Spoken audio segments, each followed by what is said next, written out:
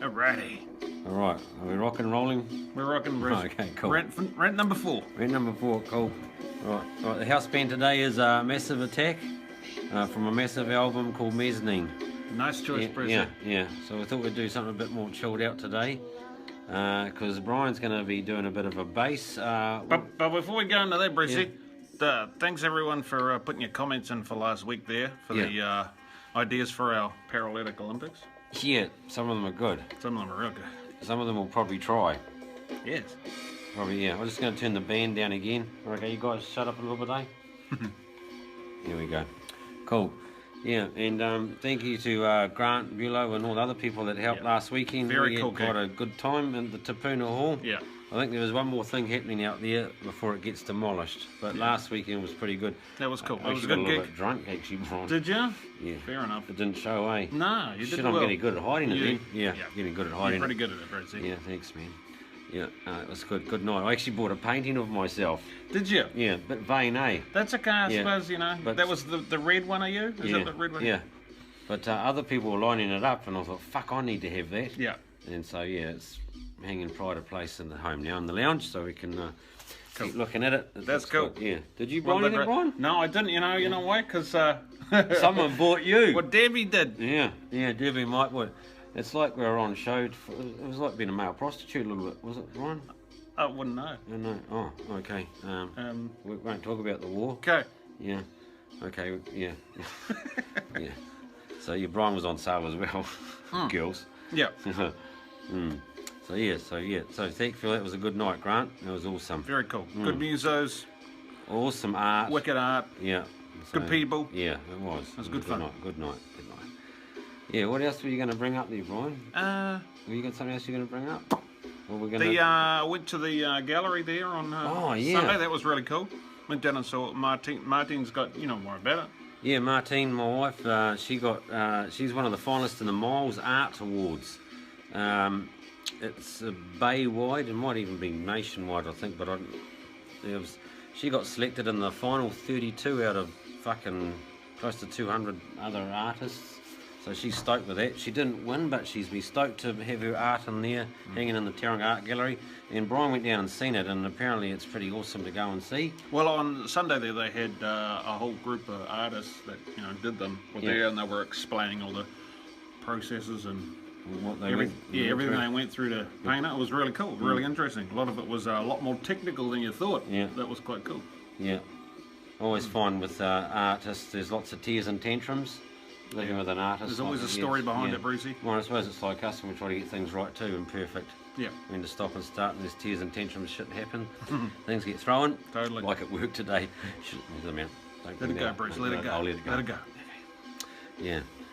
So we're allowed to mention what else? Any big news this week, entertainment-wise, or book-wise, or CD-wise, or anything, Brian? I don't think so. No, probably, maybe. Maybe a Richie Cole movie that gets released tomorrow. I know it's random stuff to talk about. That's cool. He's in the movie now. Yeah. Yeah. Hopefully survives. Yeah. Yeah. I don't know what the ending's like. Yeah. Hopefully survives. Yeah. But Brian. Gene Wilder died there as well. Gene Wilder died. Yeah. Yeah. It's a big loss. Yeah. He Funny was guy. suffering from Alzheimer's, I think. Yeah? Yeah. It's a pity you couldn't remember how funny he was. Yeah. That's what Richard Pryor's probably hanging out to see him anyway. Yeah. Oh, today we're going to try to do something a little bit different. And what are we going to do today, bro? Oh, we're going to have a bit of fun. We're going to have a bit of fun with Brian. Hey. It's always fun with Brian. All right. We're going to talk about his bass. Because Brian's a pretty freaky dude, man. No one plays bass like Brian. And that's why we like hanging out with him. And I think he wants to have a little bit of a talk about things, and I've probably got some questions to ask him. And you guys can print questions and ask him, and we can answer them next week or something like crazy like that. That's the beauty of social media, as I'm learning. So I don't know, how did you want to do your... I don't know, Bruce. I don't really... So Brian actually brought his bass in. Yeah. But I don't know yet. We probably won't be able to hear anything. So we can ask him. Because you've got your bases. Tell us about your bass, Brian. Because you built it, didn't you? You built. As you've probably seen him use it many times here. That's one That's beautiful. This bass hat. Good shot, Brian. It is, eh? I like that shot. It's great. I love that too. So this bass is pretty special. When I geez, this is gonna take more than 5 minutes, Bruce. We've got 5 minutes left. That's Yeah. right. Go. When I first started playing the bass, and I couldn't afford a left-handed bass, so I bought a right-handed bass, really cheap one. And I learnt to play on the right-handed bass, strung right-handed. Wow. And then when I finally could afford a left-handed bass, Yeah. and I restrung it left-handed, Yeah. I couldn't play it. So, Yeah. so that's why I play Like he does. right-handed. If Yeah. anyone Yeah. was thinking that. So basically, if anyone out there in guitar lingo, he So plays it's like actually- Albert King does. Well, it's actually strung like that. If you could see that, see Yeah. it's strung. That's right-handed. Whoa. You get that? That's cool, Brian. Yeah, but of course I play it. Like that. He's got the how I play skinny like strings that. on top. Yeah, that's right. So you can see them Yeah. on the top there. Now, there's a guitar player called Albert King. He was famous for that. And you do end up playing and bending differently. That's right. So, yeah, you Yeah. get a bit bent anyway. Yeah. So the other thing is that Brian's got, it's half fretless That's right, Bridget. and It's half fretted. fretted. Yeah. Now that freaks out lots of bass players, Brian sees, does. and people wonder why they haven't made these. Yeah. And Brian actually told me they had an experiment with them. Who tried to sell them? So back in the 80s, Yeah. Segovia, a really cheap guitar company, Nasty. actually had a go at it. I remember seeing a catalogue down at Bay City okay. Music Yeah. years ago. Yeah. And but it didn't take off. No. No one was interested No. in it. And then about maybe 4 or 5 years ago, Yeah. Ibanez had a go at it as well. You know, but again, no one was interested. Okay then. So as far as I know, I'm the only one Whoa. who plays this type of bass. Yeah. Yeah, I mean, you can get them, Yeah. and people will probably make them, Yeah. but I don't know anyone who actually He plays uses one. them. No, Yeah. we've seen no one use this Yeah. across the bloody old gigs and planet. Yeah, actually, you know, when we went to England there, everyone sort of was quite interested. No, you're a special kind of player there, Brian. Brian likes being a player. Yeah, and So, yeah. so that's so how old's this one, man? How long's this one? Well, see, the neck on this Yeah. is the original neck off my first bass. Oh, okay, yes, So right, that's yeah. probably coming up to 30-something years. Jesus Christ. Now, the body bit is Yeah. probably that's probably about 25 Yeah, 25 okay years then. old. And then I've added the pickups Yeah, yeah. and stuff ever since. Yes, yeah. But yeah. Now, what was any kind of influence that made you decide to build a guitar like this? What's the influence there? Well, Any the double, big influence for me Yeah, yeah. was because I used to play fretless, right? complete fretless. It was eh? completely fretless. Yeah. Yeah, that's right. And because that's when I was into Pearl Jam and stuff, you Yeah. know, and I loved Yeah. Jeff Ament. Yep. Yeah. And then I got into Pino Palladino, you know, from Yeah, Paul yeah. Young and stuff. Yeah. And of course Jacko. Yeah. But You still find you needed to have like frets when well, you're staying well, playing more rock music? The funny thing is because I was playing in a covers band with Yeah. Shane Davies, funny enough. He noticed that some of the notes I was hitting were like flat or sharp. Yeah, not quite in. Not quite, on the dot there. Yeah. And so what I did, I just fretted the E and the A string up Yeah. to the 12th fret, because that's pretty much. I mean, if you had a bass and you cut it back to how you want it, Yeah. you could actually only use like the E and the A string. Yeah, yeah. That's where all the The main major chords notes are. Yeah. So yeah, The so I notes, just of course, fretted yeah. that to that, so I Yeah. could still use the fretless part. Oh, cool. Yeah.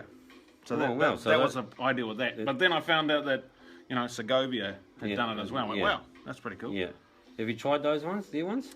Well, like I said, they bought out a model, Yeah. but never No, saw it. never I just saw saw it. a photo of Yeah, it, and I couldn't even find it on the net. Yeah. And thought, fuck, I'm going to build one like that. Well, no, I'd done it already. Oh. I'd done it already. Okay. Oh. Oh, Jesus, that's cool. Yeah. Yeah. So what's talking about? So that influenced your bass. What about your playing, Brian? Oh, geez. Who's your some of just off the cuff? What some of your famous influences as man. bass players? I'm talking about bass players. Gee, that's tricky, Bruce. I know one. You probably do. I do. Yeah. You want me to help you out here? Go, Brucey. Is it Robert Taylor? Yeah. No, it's actually John Taylor. Oh, John Taylor. John Taylor, funny enough. Yeah. John Taylor is the bass player for Duran Duran. Yeah. He actually made me want to play bass. Yeah. For all the wrong reasons, all the right No, reasons. you've got to tell Bruce. them the wrong reasons. Okay. Right? When I was growing up, and all of the real hot chicks at work, at school, at college, they loved Duran Duran. Yeah, of course. And I went, fuck, who's the, who do you like? And they all said, John Taylor. The bass player. That's right. And I said, well, I want to do what he his does job. because I want Yeah, I want his the job. hot chicks too. That was my theory. That's actually the theory.